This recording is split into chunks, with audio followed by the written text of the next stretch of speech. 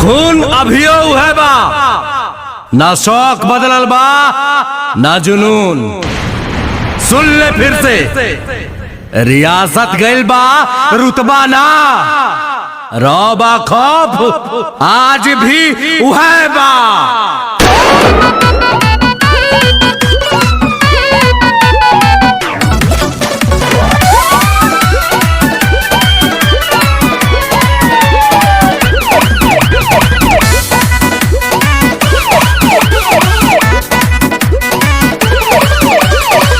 भोजपुरिया डरिला खाली पाप से, साँच खाती लड़ जाई केहू के बाप से।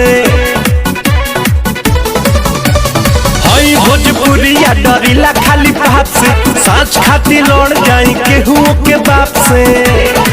तो पीछे हटम न के तनो झमेल होई, आज जेल होई काल बेल होई,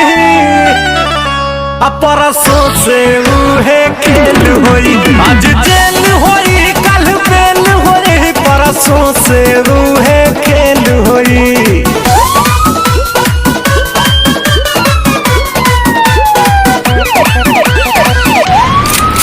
हथियार तो खाली शौक खातिर रखीला बाबू, खौफ खातिर नमवा काफी बा।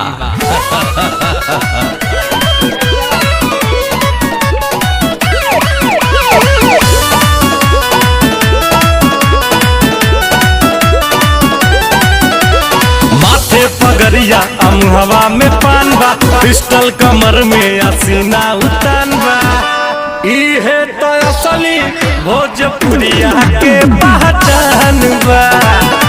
इहे तो असली भोजपुरिया के पहचान बा। भारी सौ पाए के अकेल होई,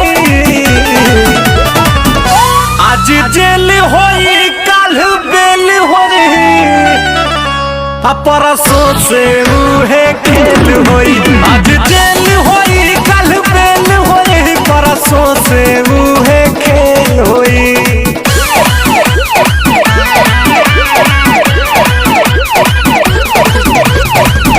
जयपुर वाले जमीन पे होटल बना। हाँ देवरंजीत जी, आज से आपके प्राइवेट स्कूल में गरीब बच्चा मुफ्त में पढ़िए।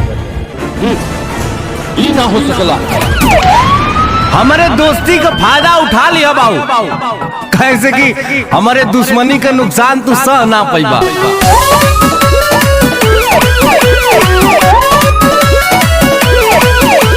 पाका हई हम अपना जुबान के, ले हम जान बात आई जान पे।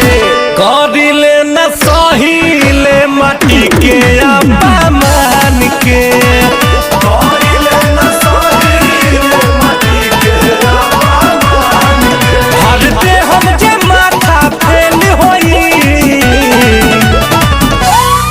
जेल होई काल बेल होई,